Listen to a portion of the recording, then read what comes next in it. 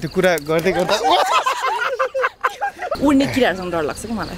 सबैभन्दा चाहिँ एकदम त्योसँग मात्रै डर लाग्छ लाइफमा अरू केसँग डर लाग्छ त्यो आलु जस्तै हो क्या आलु त्यो जेसँग नि मिल्छ नि आलु तरकारीमा जस्तो टाइपको होइन सो सजिलो के जस्तो तपाईँ भन्थे म पनि अनि बिस्तारै उहाँलाई पनि असहज भयो उसले नि तिमी भन्न थाल्यो अनि मैले नि तिमी भन्न थालेँ त्यो भन्दा जिस्किँदा अहिले फेरि मलाई चाहिँ तँ चाहिँ मायाले everybody does not have the authority to call me तँ होइन जसलाई पनि होला त्यो मलाई मात्र होइन ठुलो ड्रिम्स कम्स ट्रु जस्तै भयो यस्तो प्रोफेसनल मान्छेहरूसँग काम गर्न पाउनु कसरी जम्मा उसको बेमानी त देखिछ सँग चर्चित नायिका प्रियङ्का कार्कीजी हुनुहुन्छ नायक नाजिर हुसेन सर हुनुहुन्छ त्यसै गरी कलाकार चर्चित गायक हुनुहुन्छ सुरेश अन्जान सर हुनुहुन्छ त्यसै गरी एकदमै चर्चित अर्को कलाकार हुनुहुन्छ हामीसँग सञ्जय देवकोटा चारैजना यहाँहरूलाई स्वागत छ आज यति मिठो गीतको शीर्षक अब सुन्दा पनि एकदमै रमाइलो भुपु मायालाई बिहेको निम्तो होइन सुटिङ स्थलमा भेटेका छौँ कस्तो भइरहेको छ यो काम समग्रमा गीत चाहिँ कस्तो लाग्यो नाजिर सरबाट सुरु गरौँ गीत त एकदमै राम्रो छ गीत राम्रो भएर नि हामी सबै टिम यहाँ छौँ हैन अनि सुटिङ गर्न नि मजा आइरहेछ अनि जहिले नि प्रियङ्कासँग काम गर्दा एकदम अर्कै ऊर्जा आउँछ है उसँग जुन त्यो एनर्जी छ अनि उसले सुटिङ सेटमा सबैलाई दिइरहेको हुन्छ अनि उहाँ हाम्रो अन्जानजीसँगको पहिलो सहकार्य अनि मजा आइरहेछ हजुरलाई कस्तो लागिरहेको छ म्याम गीत रमाइलो छ अनि आजकल फेरि अलिकति डिफ्रेन्ट फ्लेभरको अलिकति कहिले पनि नसुनेको टाइपको गीतहरू दर्शकले रुचाउनुहुन्छ जस्तो लाग्यो सो यो गीतमा पनि डिफ्रेन्ट खालको फ्लेभर छ अनि प्लस नाजिरसँग काम गर्ने भनेपछि पनि एउटा अर्को एक्साइटमेन्ट पनि भएको थियो किन उसँग काम गर्न रमाइलो पनि हुन्छ सो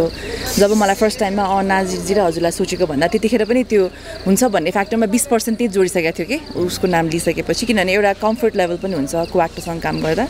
अनि गीत राम्रो छ छैन कस्तो खालको फ्लेभर छ सो यो सबै समग्र सुन्दा चाहिँ राम्रै प्रडक्ट लिएर आउँछौँ जस्तो फिल भइरहेको छ मलाई चाहिँ जस्तो एक अर्कालाई तारिफ गरिसक्नु भएको छ जस्तो एनर्जीको कुरा गर्नुभएको छ साँच्चीकै चाहिँ कुन गुण चाहिँ अलिकति यहाँलाई बेस्ट लाग्छ र त्यो एनर्जी आइरहेको छ नाजिर सर हाम्रो प्रियङ्काज्यूको ऊ त लाइक कस्तो लाइक एकदम फ्लेक्सिबल छ होइन अनि एनर्जी बनाले काम यसो गरौँ भन्ने बित्तिकै तम्सिहाल्छ गरिहालौँ अनि अलिकति केही पुगेन भने यस्तो गरौँ न यसले चाहिँ अझै इन्हान्स गर्छ कामलाई भिडियोलाई क्यारेक्टरलाई अनि त्यो सजेसन पनि दिइरहेको हुन्छ अनि of course like she has lots of experience हजुरलाई चाहिँ उहाँको चाहिँ कुन कुराले एकदम मनपर्छ अथवा उहाँको नाम लिने बित्तिकै चाहिँ त्यो मनमा एक खालको ऊर्जा आयो अब फर्स्टमा त बिकज ऊ आफूमा एकदमै राम्रो कलाकार हो सो आफूले राम्रो कलाकारसँग स्क्रिन सेयर गर्न पाउँदा आई फिल लाइक आफ्नो पनि पर्फर्मेन्स निखारिएर आउँछ क्या राम्रो को एक्टर भयो भने पर्फर्म गर्न सजिलो हुन्छ फर्स्ट कुरा त्यो अनि सेकेन्ड चाहिँ नाजिर इज अ भेरी त्यो ठ्याक्क वर्ड भन्न आएन कि मलाई त्यो आलु जस्तै हो क्या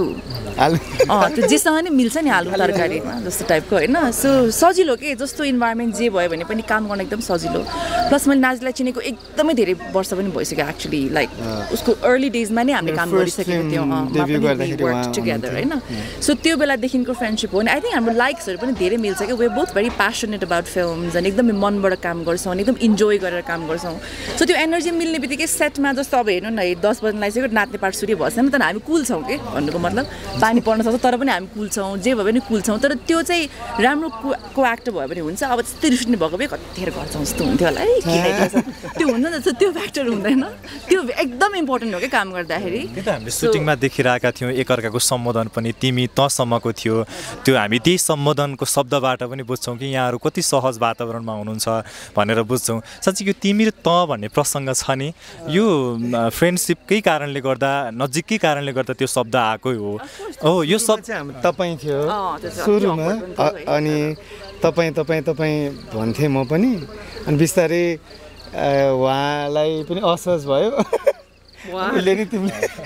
तिमी भन्न थाल्यो अनि मैले नि तिमी भन्न थालेँ त्यो भन्दा जिस्किँदा अहिले फेरि मलाई चाहिँ तँ चाहिँ मायाले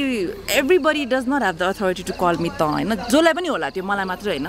किन त्यो भनेको चाहिँ मैले चाहिँ मोर हेपाएँ भन्दा पनि एउटा पर्सनल लेभलमा जब माया र एउटा रिलेसन अर्कै लेभलमा हुन्छ नि तब मात्रै त्यो शब्द युज गर्न पाइन्छ मसँग चाहिँ अब अरूको इक्वेजनमा के म सबैको लागि बोल्न सक्दिनँ तर मेरो लागि चाहिँ तँ भनेको हेपेर बोलायो त्यो होइन कि मेरो लागि यदि कसैले मलाई तँ भन्ने मैले त्यो अनुमति दिएको छु भने त्यो मान्छे मेरो लाइफमा एकदम नजिकको मान्छे हो कि एज अ फ्रेन्ड कहिलेकाहीँ एज अ प्यारेन्ट रिलेटिभ जो हुनुहुन्छ नि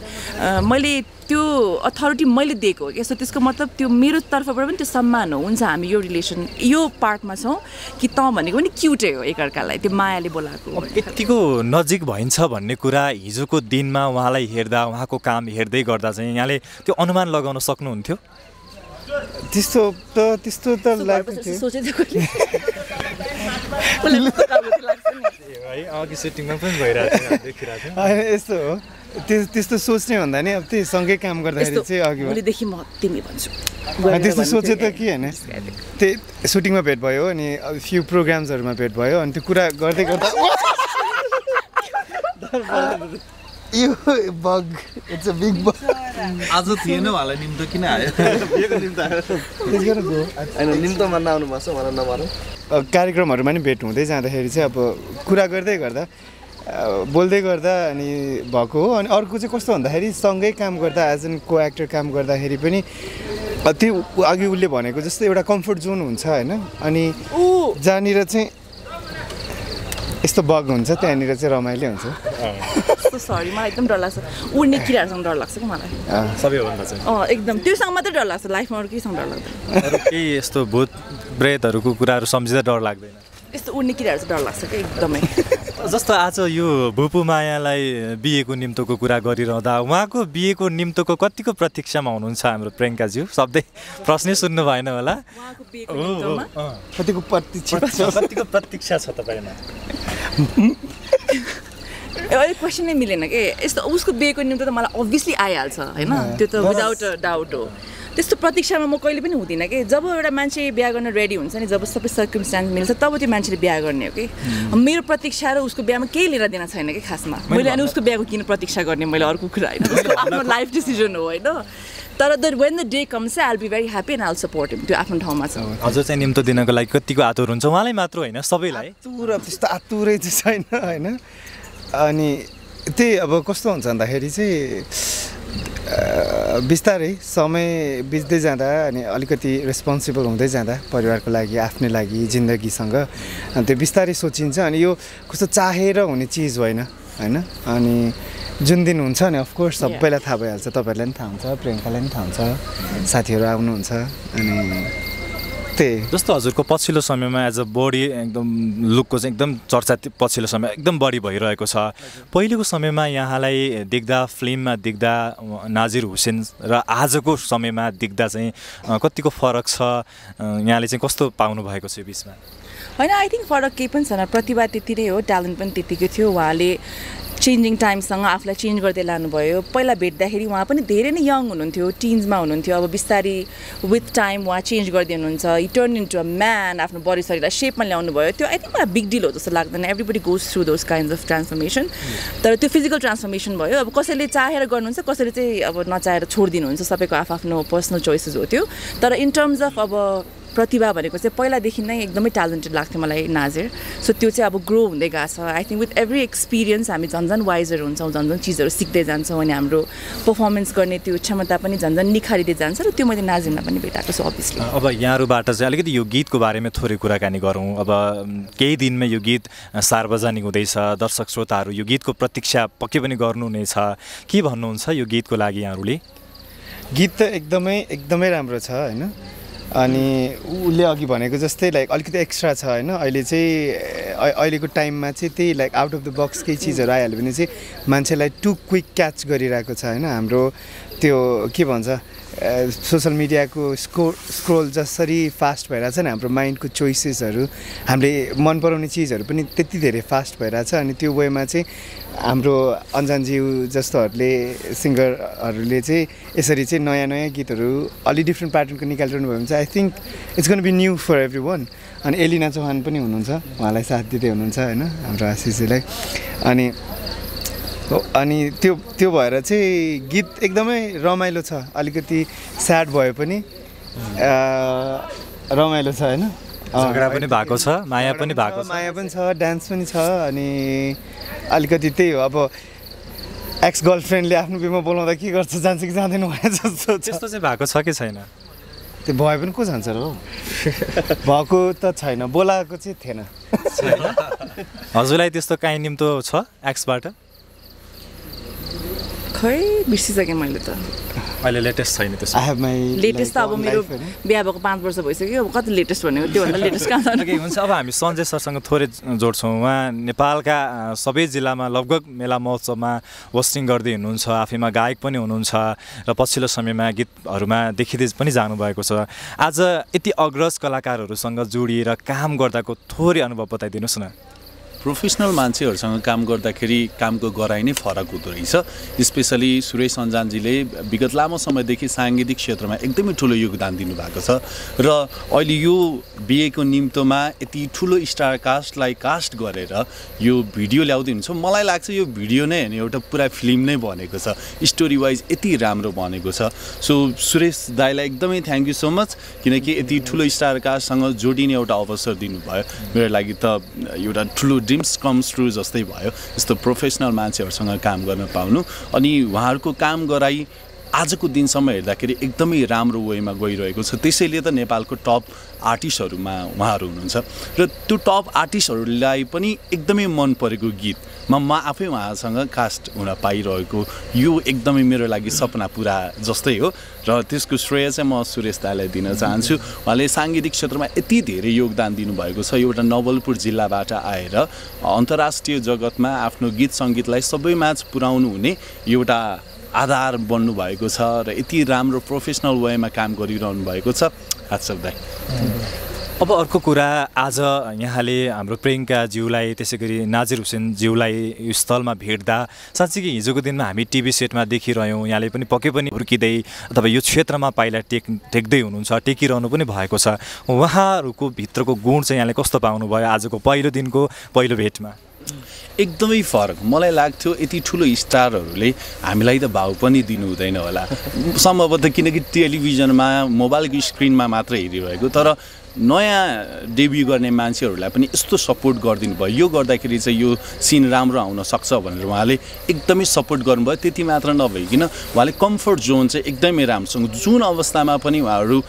हिँडिरहनु भएको छ बसिरहनु भएको छ बाहिर लाइक अब यति ठुलो स्टारहरू त अलिकति हाइफाईको साथमा बस्नुहुन्छ होला उहाँहरूलाई छुट्टै व्यवस्था हुन्छ होला भन्ने सोचिरहेको थिएँ तर उहाँहरू एकदम सामान्य जीवनमा पनि यति राम्रो काम गरिरहनु भएको छ त्यस कारणले गर्दाखेरि नै उहाँको कामहरू यति राम्रो भइरहेको छ जसमा अलिकति पनि घमण्ड हुँदैन त्यसलाई नै प्रियङ्का कार्की अनि नाजिर हुसेन भनिन्छ होला जस्तो लाग्यो मलाई चाहिँ यति मिठो शब्दको तारिफ यहाँले पाइसक्नु भएको छ यहाँको कामबाट नै हो त्यो भनेको अब म थोरै हाम्रो सुरेश सरसँग कुरा गर्छु अब आज यो जोडीलाई यहाँले चाहिँ उहाँ नै हुनुहुन्छ गायक पनि हुनुहुन्छ यो गीतको सबै यहाँले नै शब्द रचना गर्नुभएको छ सर आज यो टिमलाई यसरी जमघट बनाउनु भएको छ कस्तो महसुस भइरहेको छ यहाँलाई म त एकदमै खुसी छु होइन मैले अडियो बनाउँदै मेरो गीतमा होइन गीतलाई न्याय गर्ने हिसाबले आर्टिस्ट खोज्दाखेरि मेरो नजरमा पहिलो